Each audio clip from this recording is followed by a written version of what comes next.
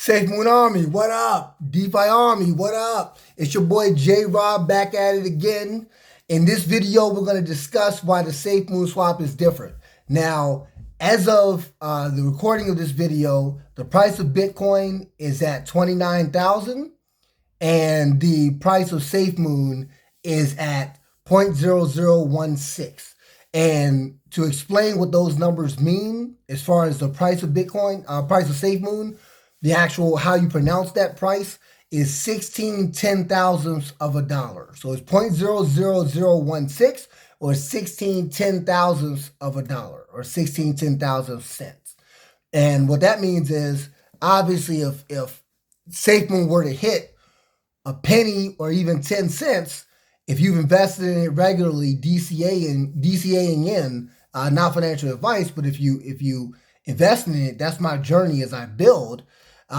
You make some good money if it were to hit those figures. And those are realistic figures because you're looking at next bull run if Safe Moon survives, you're looking at about a market cap of between 3 billion, maybe even 30 billion at the top. And that's not even counting the burn. Even though the tax is lower now, the burn won't be as significant. That's still not counting any burn coins, getting the 3 billion or even 30 billion market cap, which is realistic. So with Bitcoin expanding, if Bitcoin goes up to 350,000 or 400,000, whatever it hits at its top, DeFi coins typically follow and expand. So what we're going to discuss in this video is why Safe Moon Swap is different and just the reasons I believe it's different from a lot of DeFi swaps out there. So first things first, Safe Moon Swap is what's called a DeFi exchange. Now, in DeFi, you are your own broker. So if you make the transaction wrong, there is no customer service. So they're not, you can't call anybody and say, oh, hey, my transaction went through wrong. No, you messed it up. Your money's gone. So what that means is on a lot of DeFi swaps, DeFi exchanges, they're really just interfaces where you can trade coins. That's really why they're called swaps, because literally it's just an interface where you swap your coins. Now, if they're just interfaces where you swap your coins, why is Safe Moon different? Why is the Safe Moon Swap different? Because Uniswap, Pom Swap, all the swaps that are out there, what makes Safe Moon different? Now, Uniswap is obviously the biggest. They're a Ethereum DeFi exchange, but there are other swaps out there. I think Shiba Inu, if they don't have a swap, I think they already have a DeFi swap, but Shiba Inu has or is getting a DeFi swap. So there are a lot of swaps out there, DeFi exchanges. But what makes Safe Moon different is exclusivity. So PancakeSwap, which is Binance's DeFi exchange, they let any and everybody create a coin and put it on the swap. I mean any and everybody. So for example, when Safe Moon came out, scammers will create a coin called Safe Space Moon. So it would be Safe. Safe Moon is SAFEMOON, one word.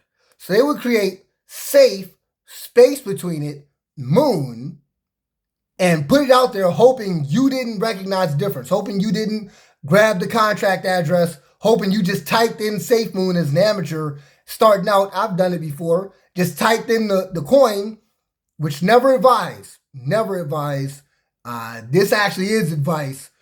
Get the contract address if you're doing DeFi.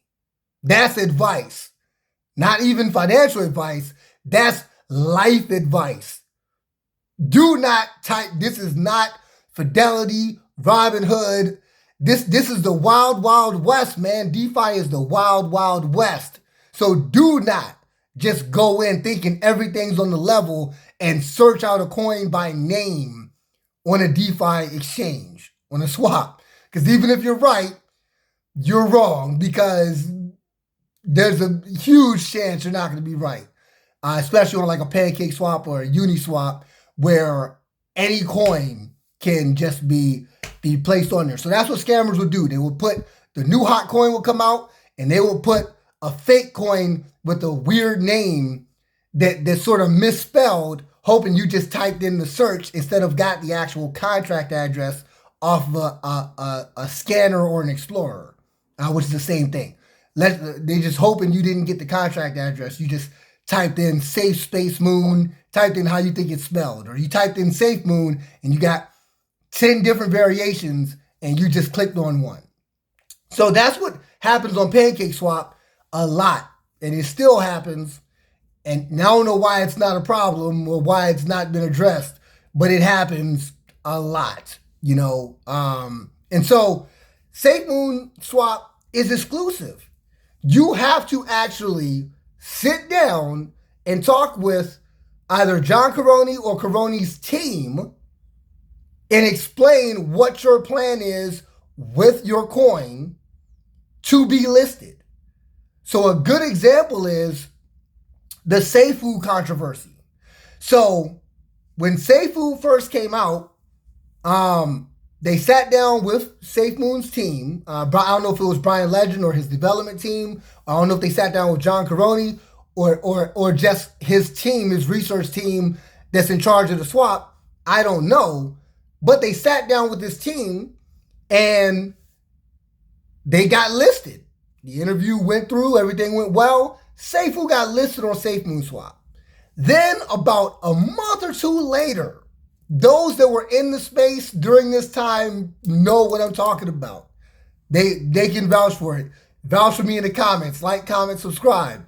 But literally a month or two later, Brian Legend or someone running Seifu said, I'm taking my coin off of Safe Moon Swap. I want to work with adults, not kids, because I guess Caroni's young. I want to work with adults, not kids.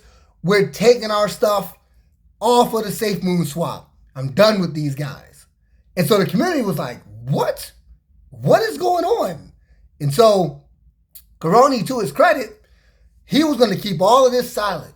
But he comes out and says, hey, you know, he comes out and basically, I'm paraphrasing obviously.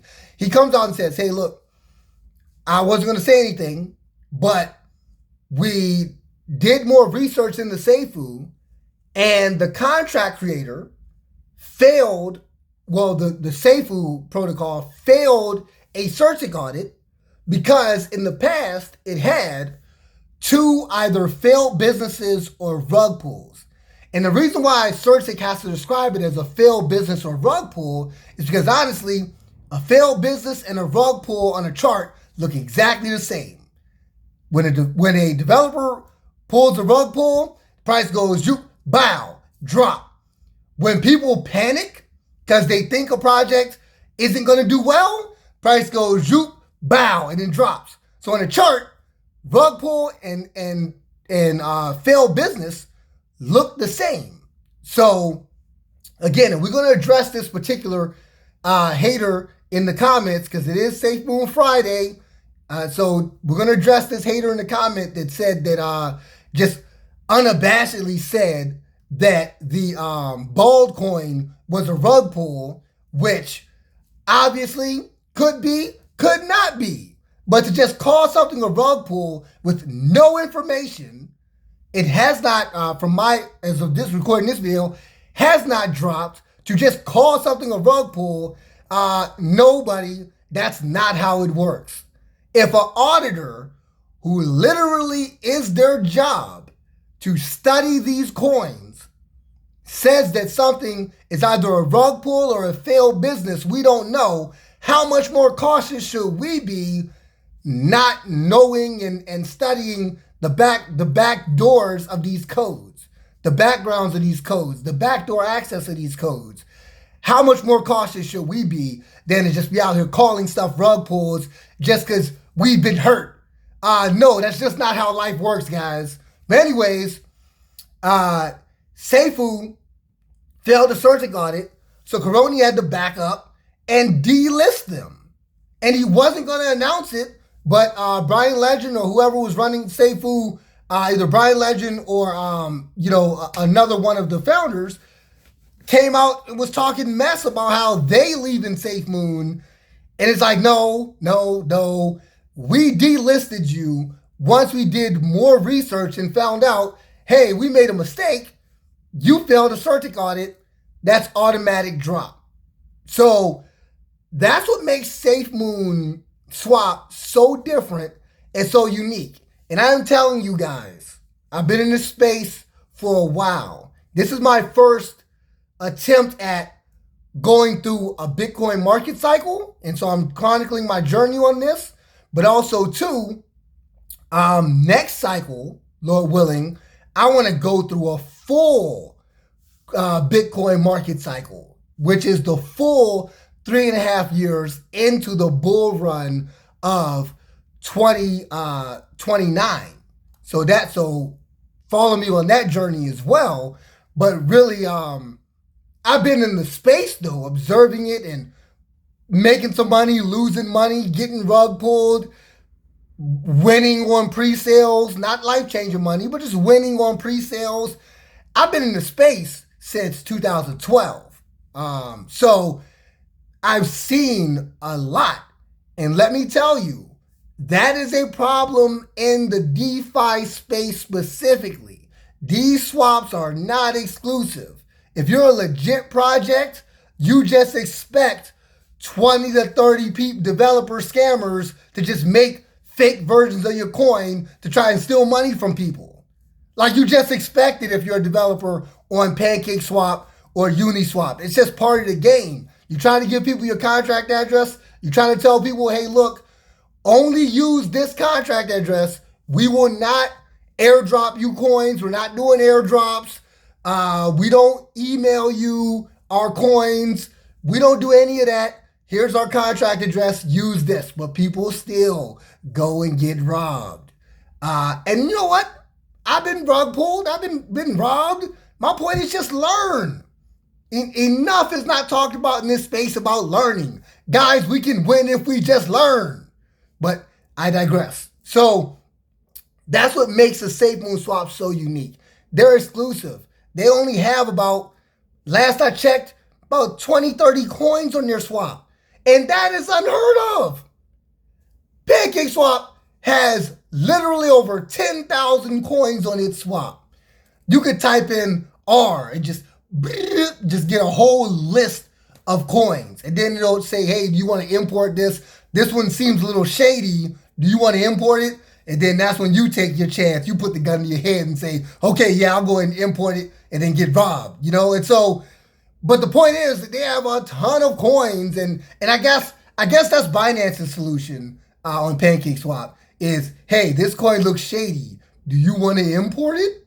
I'm like, why can I access it? Why can I access it if it looks shady?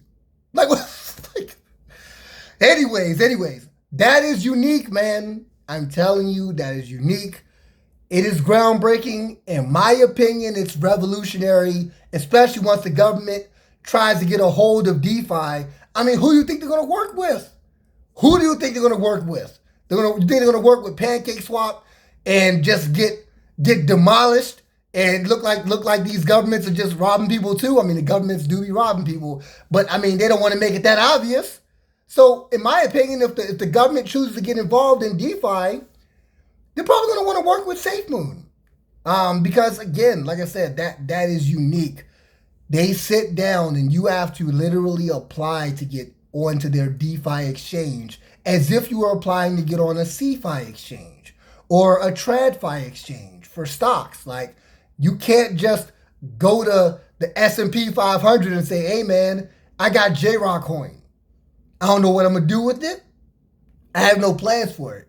And if I'm being honest, if it doesn't work, I'm robbing people. You can't, S&P 500 ain't taking that. They not taking that. Like, what are you talking about?